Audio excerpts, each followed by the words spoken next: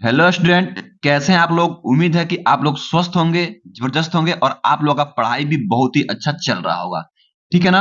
मैं आपके लिए आज विज्ञान का बहुत ही इंपॉर्टेंट क्लास लेकर के आ गया हूं, जिसमें मैं 40 से 41 टॉपिक बताने वाला हूं, जो कि लगभग देखिए 4 से 5 साल पूछा गया है। लगभग कि 4-5 साल से पहले से यह टॉपिक रिपीट कर रहा है। देखिएगा, यहाँ सब हम लिख दिया हूं डेट की, कौन कौन साल में कौन कौन यहाँ पे क्वेश्चन पूछा गया है। देखिए अब आप लोगों को क्या करना है, इस टॉपिक को तैयार करना है।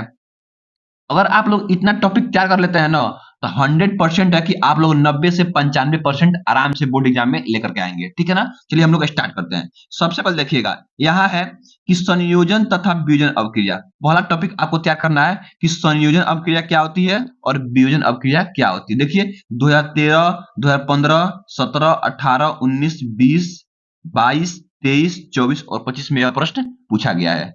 ये बहुत काफी महत्वपूर्ण है। आगे देखिए लिखा गया है दूसरा प्रश्न कि ऊष्माक्षेपी तथा ऊष्माशोषी अभिक्रिया। तो आपको ये भी देखना है कि ऊष्माक्षेपी अभिक्रिया और ऊष्माशोषी अभिक्रिया क्या होती है। ये भी देखिए 2013, 15, 17, 18, 19, 20, 22, 23, 24, 25 में पूछा गया है। उसके बाद देखिए क्या पूछा है। उसके बाद से आपको पूछा है तीसरा नंबर कि रेडॉक्स, अपचयन और उपचयन अभिक्रिया। तो इसकी परिभाषा और आपको उदाहरण देना है। आगे लिखा है अम्ल क्षार लवण की परिभाषा एवं उदाहरण। तो आपको अम्ल क्षार लवण की परिभाषा और उदाहरण लिखना होगा। ठीक है ना।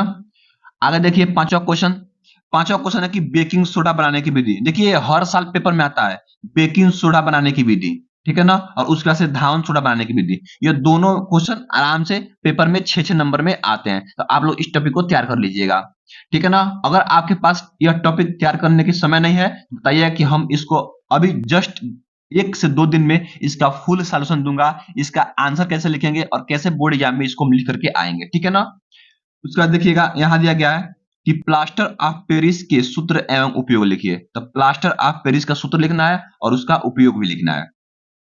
8वां नंबर प्रश्न है कि पीएच मान से आप क्या समझते हैं। तो आपको इसको करना होगा। 9वां नंबर प्रश्न है कि धातु, अधातु और उपधातु की परिभाषा लिखिए। तो यहाँ पे हम लिखेंगे धातु, अधातु और उपधातु की परिभाषा क्या होता है। 10वां नंबर है संतृप्त तथा असंतृप्त हाइड्रोकार्बन समजातीय श्रेणी पर टिप्पणी लिखिए। ठीक है। उसके आगे खनिज तथा अयस्क में अंतर बताइए। ठीक है। उसके बाद से खनिज तथा अयस्क में अंतर बताइए, ये तो आपका था ही। उसके आगे आईयूपीएसी नामकरण कि कितने आईयूपीएसी नाम आते हैं, उसका 2-3 क्वेश्चन आता ही आता है।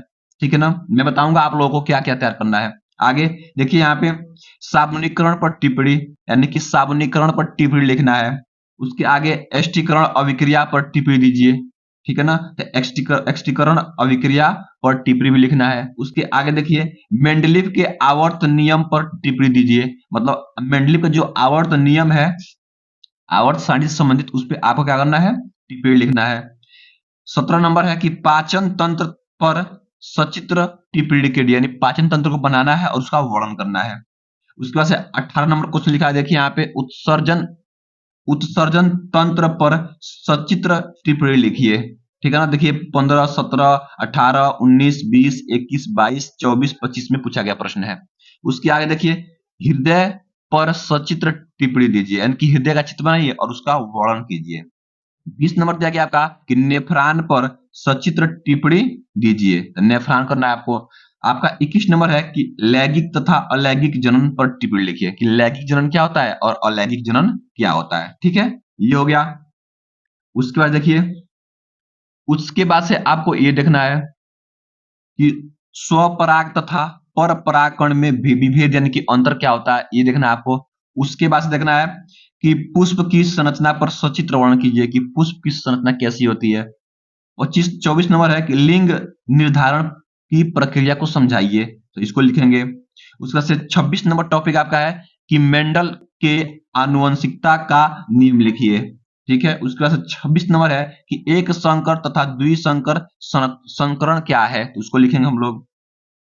27 नंबर है कि लिंग निर्धारण की प्रक्रिया को समझाइए। तो ये आप लोग तैयार कर लेंगे। उसके बाद से 28 नंबर है कि कायिक प्रबंधन पर संक्षिप्त टिप्पणी लिखिए।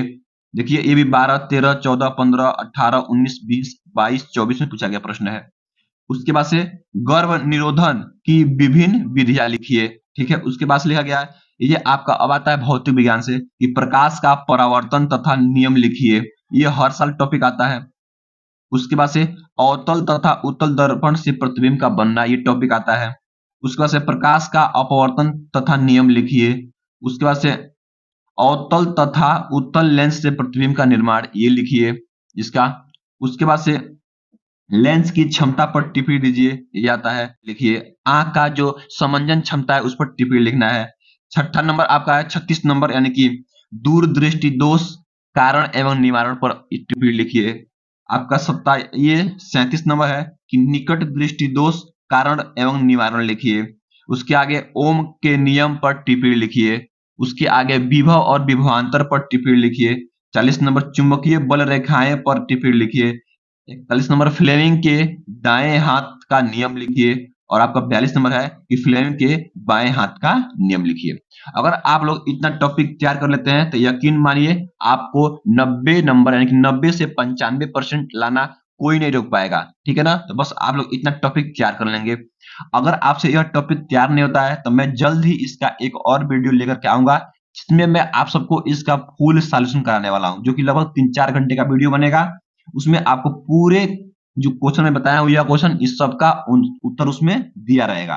ठीक है ना? तो आई होप, मैं आशा करता हूं कि आप लोग यह वीडियो देखेंगे और अच्छे से देखेंगे और तैयार कर लेंगे। अगर इतना तैयार कर लेंगे तो आपको बोर्ड एग्जाम में कहीं देखने की जरूरत नहीं पड़ेगी। मिलते हैं नेक्स्ट वीडियो में, तब तक के लिए आप लोग पढ़ते रहिए और